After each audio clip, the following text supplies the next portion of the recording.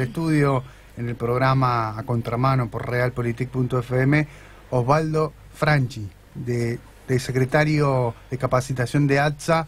Osvaldo, gracias por tu visita. No, gracias a ustedes por invitarnos. Y la doctora Belén Osaeta, también miembro de la Secretaría de Capacitación de ATSA, que están trabajando en un programa para justamente combatir este flagelo de la violencia, la violencia laboral y la violencia de género, ¿no? Creo que es algo muy integral, Osvaldo. Sí, justamente no es patrimonio de la Secretaría de Capacitación, es una decisión institucional que lo tomó Pedro Borsini, secretario general. Es un programa integral de la violencia. Nosotros abordamos el tema de la violencia, no solamente la violencia laboral, como hace mucho tiempo se viene tomando desde el punto de vista gremial y defensa de los trabajadores, ¿no? Es decir, el quid de la cuestión es ver la violencia institucional y la violencia laboral del trabajador. Pero nosotros observamos que le falta mucho más a este tema de la violencia y por eso lo denominamos Programa Integral contra la Violencia, porque un trabajador que tiene un problema dentro de su lugar de trabajo puede ser generado por una violencia intrafamiliar, una violencia social, una violencia de otro tipo. Hay diferentes tipos de violencia que impactan directamente en el trabajo de esta persona. Entonces nosotros enfocamos a la persona trabajadora y su contexto familiar y social. Bien. Lo enfocamos de ese lado. ¿Y hasta el momento, en qué instancia está este programa, Belén? Bueno, primero, buenas tardes. Buenas tardes. Sí, en principio nosotros cuando generamos el programa entendimos que el programa no iba a funcionar si no era apropiado por cada uno de los integrantes del sindicato, no solamente el equipo técnico y, diríamos, la estructura del sindicato, sino también el cuerpo de delegados para que puedan ser multiplicadores de este programa en cada uno de los establecimientos. Así que la primera etapa fue de comunicación, de sensibilización, de encuentros en taller con grupos pequeños de delegados para poner de alguna manera en acuerdo cuáles eran los lineamientos y cómo queríamos que se trabajara en cada uno de los establecimientos. Y bueno, eso también se va, digamos, como ensamblando con la aparición de los casos, diríamos. ¿Ya hubo acercamiento, hubo casos que se han acercado? Sí, estamos en una etapa, diríamos, preliminar, digamos, y de recepción de los primeros casos, pero sí. Sí. Bien, o sea que ya se está empezando a aplicar. Sí. De hecho, nosotros permanentemente en el sindicato atendemos este tipo de casos. Ajá. Lo que faltaba es cerrar ese círculo donde teníamos que ver todo lo que le pasaba a la persona que venía. Ya hemos tenido, como dijo Belén, algún caso, y lo que tenemos nosotros que hacer es protocolizar cada caso. ¿Por qué? Pues las estadísticas están, pero sabemos que las estadísticas son de cada departamento de organismos del Estado que implementamos este tema del abordaje de las violencias, pero no hay datos estadísticos ciertos con respecto a las personas que hacen la denuncia. Sí hay denuncias, pero no se sabe si una persona hizo muchas denuncias. Se toman cantidad de denuncias y no cantidad de personas que les pasa todo esto. Entonces nosotros tenemos que ver, individualizar, confidencializar el tema, que la persona nos tome confianza, porque si no hay confianza, cuando hay una situación de una persona violentada, lo primero que hace es negar lo que le pasa y aceptar esa condición de sumisión o de violento, ¿no? Entonces, este programa tiene un equipo interdisciplinario. Nosotros consideramos que es un tema interdisciplinario e interinstitucional. Nosotros tenemos relaciones con todos los organismos del Estado, hablamos con todos, les pedimos que nosotros queremos colaborar con todo el aparato estatal, y cuando en algunos organismos nos acercamos, le dijimos que queremos colaborar con este tema, y nos dijeron que era la primera vez que la parte privada se acercaba a abordar este tema. Nosotros decimos, la pregunta surgía desde ahí, es decir, ¿y cómo? ¿La parte privada no es sociedad? Claro. Si el Estado implementa una política contra algún tipo de violencia, evidentemente hay algo que está fallando. Entonces nosotros decimos que no quiere decir que todo está mal, ni todo está bien. Tenemos que abordar de una realidad que estamos viviendo día a día. Necesidad de trabajo, temor al perder el trabajo, muchas mujeres sostén de hogar. Nosotros tenemos casi el 60 y pico % de mujeres dentro del gremio. Nosotros somos 20.000 trabajadores y a nivel nacional 500.000 trabajadores. no somos pocos trabajadores, y tenemos que decir quién cuida al que cuida. Claro, ¿no? Claro, exactamente. En eso de quién cuida al que cuida, recién comentabas que estos hechos de violencia repercuten en el ambiente laboral, ¿no? ¿De qué manera, no? La persona se aísla, está dispersa. ¿Cómo lo manifiesta, Belén, esto? Sí, y además te redoblaría la apuesta, diríamos. Hoy el trabajador no solamente está expuesto a situaciones de violencia dentro del lugar de trabajo, sino que trae situaciones de violencia también de su grupo familiar, pero también hoy recibe violencia a partir de los usuarios del sistema de salud. Claro. Y estamos hablando de la misma persona. Las guardias en los hospitales públicos son terribles, ¿no? Sí, y en privado también. Y en privado también, diríamos. A las dos cosas. Tal vez no es tan visible, digamos, pero este tema del maltrato que generamos como sociedad entre todas las personas, el sector salud es muy afectado. Nosotros estuvimos buscando, como decía Osvaldo, digamos, alguna estadística de organismos confiables, uno, el Ministerio de Trabajo de la Nación, y lo que ellos, digamos, tenían como estadística que del total de consultas y de denuncias que le llegan al Ministerio de Trabajo, el 25% son del sector salud, digamos, exclusivamente, que es un porcentaje muy alto en relación a la cantidad de sindicatos y de sectores laborales, diríamos, que hay en el país. Claro. Entonces, lo que vimos es que justamente nuestros afiliados, digamos, tienen como esta triple, digamos, amenaza de generar, ser ellos los que se ponen al cuidado de otras personas, pero que a su vez están afectadas ellas mismas por situaciones de violencia. Entonces, es doble también la apuesta de el tratamiento y de la asistencia y digamos, y esta cuestión de la confianza que se le tiene que generar al afiliado, porque va a estar trabajando en el sector salud, pero también va a poder, digamos, participar, digamos, como afectado dentro de un programa de violencia. Es complejo si uno se lo pone a mirar desde la cuestión de la persona, digamos, ¿no? No es un caso de violencia, es una persona que está, digamos, atravesando una situación de violencia, sea intrafamiliar, institucional o laboral, o, ya les decía también, del tema de los mismos usuarios del sistema, pero que a su vez tiene que trabajar por la salud de los otros, digamos. Desde ese lugar fue digamos, de alguna manera el desafío del sindicato de ampliar el programa no solamente a la cuestión laboral. Bien. No, eso, reflexionar por ahí qué complejo que debe ser para la persona cuando vive ese proceso, ¿no? Digamos, entrar a trabajar con ustedes y también dar asistencia, digamos. Claro. Un día a día, ¿no? Sí, es complejo, y sobre todo para nosotros es complejo, porque nosotros tenemos que generar esa confianza que decíamos, ¿no? Sí, que Pedro también la destacó, porque el tema de la privacidad, de la confidencialidad como algo fundamental, ¿no? Sí, sobre todo eso, y nosotros apostamos no solamente a la confianza, sino abrir una puerta a algo que ya no se cree, porque parece que naturalizamos el tema de la violencia, naturalizamos el tema de la violencia en la calle, el decirse, faltarle respeto al semejante, todas estas cosas que sin querer nos vamos metiendo dentro del contexto cultural, ¿no? Pero para darte algo estadístico, a nivel nacional se hizo una encuesta desde el Observatorio Sindical de Salud de FATSA sobre 2.500 casos, dio un 50% de trabajadores que recibieron maltrato verbal de los trabajadores de la salud pública y privada de todo el país. A nivel internacional, la OIT también marca este tema del 50% de los trabajadores, alrededor del 50% de los trabajadores en casi todos los países, que se da una característica. Se da más porcentaje de falta de respeto a trabajadores en países que tienen problemas económicos y estructurales de trabajo. Tiene mucho que ver la relación violencia, trabajo y sociedad.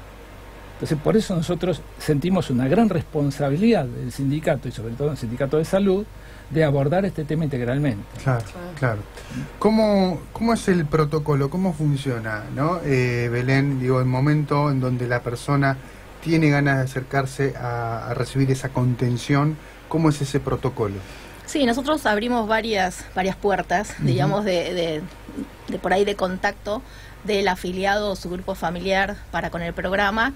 Una puede ser a través del delegado o delegada, digamos, de la institución, si es que ya se ha generado esta situación de confianza, y ese puede ser una de las puertas de entrada. También en la página de ATSA hay información a través de un mail para que nos puedan hacer una consulta. Y lo que nosotros nos hacemos es ponernos en contacto con esa persona, identificar, diríamos, algunas cuestiones que tienen que ver con qué tipos de riesgos, diríamos, implican ese caso, y, diríamos, finalmente es asistida por el equipo técnico, dependiendo, diríamos, de qué urgencia o qué situación de violencia estemos hablando. Claro. Digamos.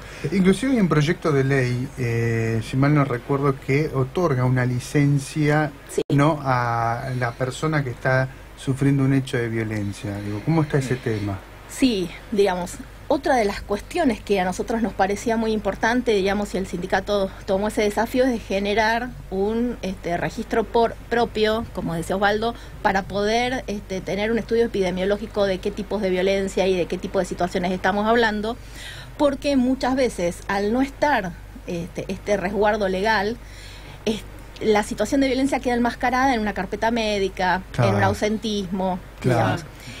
Si bien en el 2016 aparece una ley en la provincia, es para el sector público.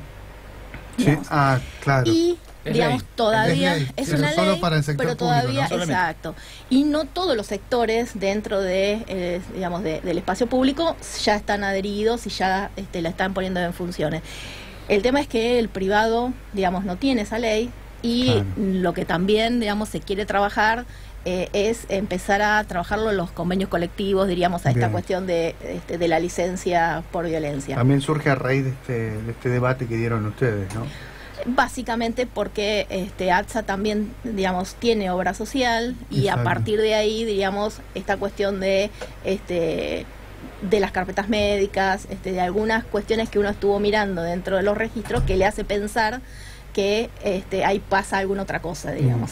Déjame compartir una reflexión con lo que dijo Osvaldo recién respecto de la falta de trabajo también implica, ¿no? Porque dice, bueno, aquí las decisiones políticas también de alguna manera contribuyen a la merma o no en las estadísticas de casos de violencia, ¿no? Sí, tal cual. Eso impacta directamente, y sobre todo la sensación de la sociedad cuando se toman medidas contra la garantía del trabajo, ¿no? Es decir, genera una inquietud permanente por parte del trabajador, y eso se refleja inmediatamente, sobre todo en el sector privado, en el empleador. Es decir, el empleador, cuando ve que tiene más ventaja para sacar del trabajador y en una situación de necesidad social, presiona más. Y ese trabajador, con el mismo ingreso, tiene que soportar el peso en su casa. Hablamos de mujeres sostén de hogar, que tienen 4 o 5 chicos, alquilan, con un salario medio de 14, 15 mil pesos. Entonces, estamos hablando de una situación dura, y, por supuesto, no va a estar tranquila atendiendo a la población porque están insatisfechos en sus necesidades esa persona. Y esto se refleja en lo que decía Belén, en el tema de la seguridad social.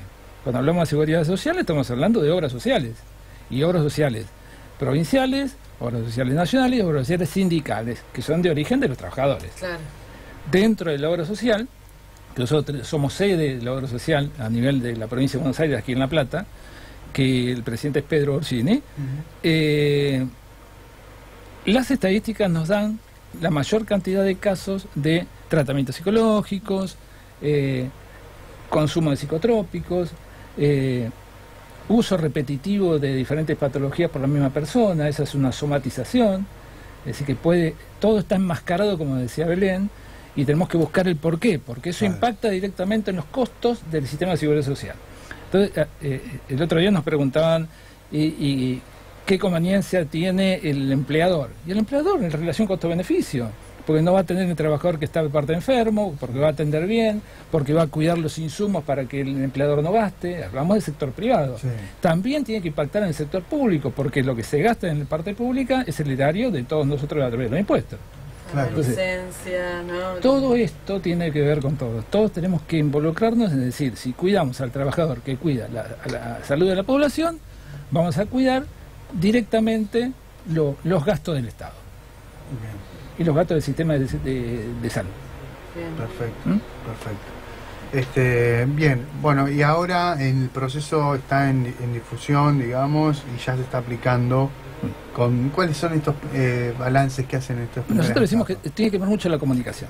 Claro. Es decir, nosotros impactamos mucho con el tema del sistema de comunicación, esta sensibilización con los delegados. Nosotros vamos a caminar con las colonias de vacaciones, hablando con los chicos, en las escuelas, en el tema del periodo de entrega de guardapolvos y útiles cuando comience el periodo escolar.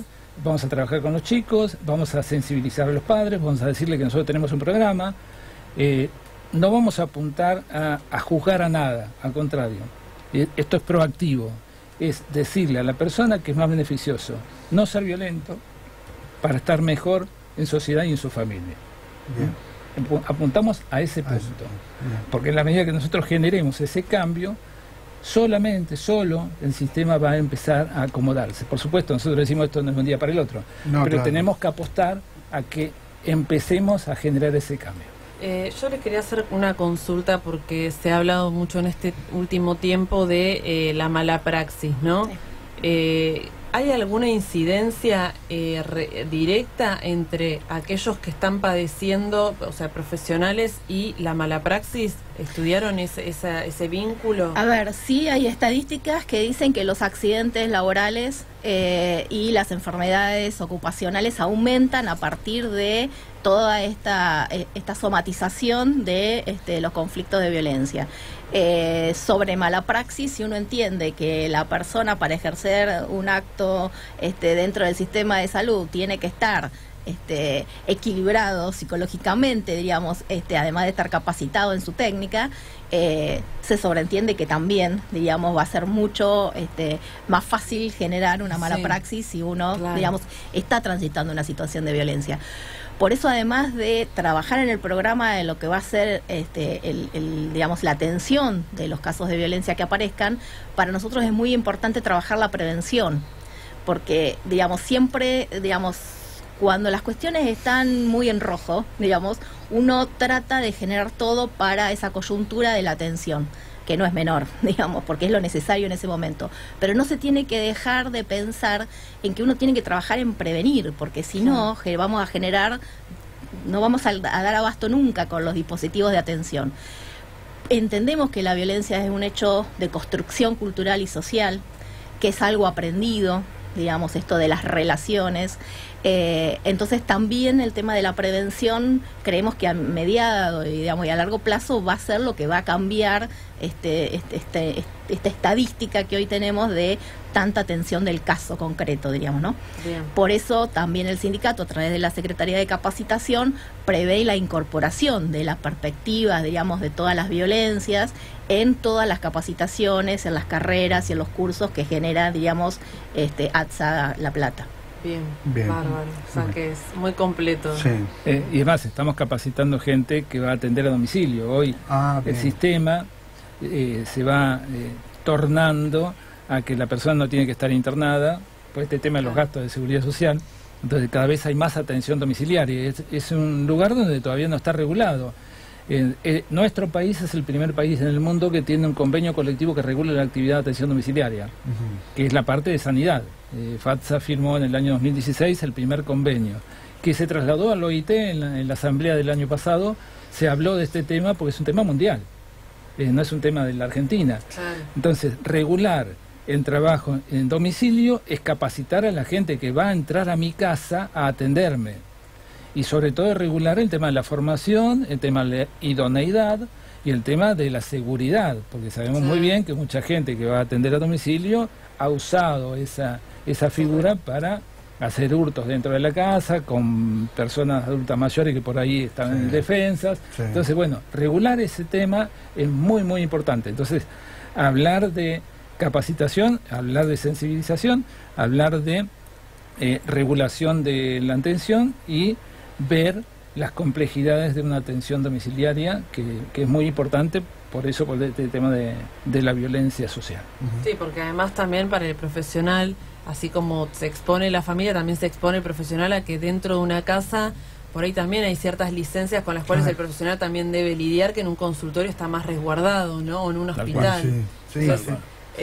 No solamente por algo material, o puede ser animales, chicos chiquitos, gritos de... Lo intrafamiliar. Lo intrafamiliar que está inmiscuido, digamos, ahí va, inmiscuido no, pero digamos, está adentro. Yo tuve abuelos hace no mucho, bueno, conviviendo en casa, eran los dos mayores y estaban en una pieza atrás, y cada vez que venía UDEC, bueno, sí, no importa, cada vez que venía la ambulancia, era un poco también receptor de si trabajaban, bueno, mi vieja que hacía costura, si estaban cocinando, si uno entraba, salía, venía mi sobrinito, este es el nieto, entonces ese minutito, esos 15 minutos, la persona entra a ese mundo, ¿no? Entonces, digamos, es muy complejo. Tal cual, y para eso hay que estar capacitado, ¿no? Seguro. Sí, la verdad que es muy interesante.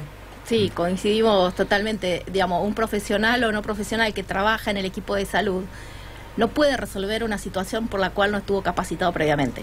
Claro. Entonces, esto que es tan importante como capacitar, porque si no, digamos, caemos en el facilismo de decir por qué no se resuelven ciertas situaciones en la guardia del hospital o en una guardia privada, o digamos, el trabajador no resolvió. Bueno, primero tenemos que capacitar.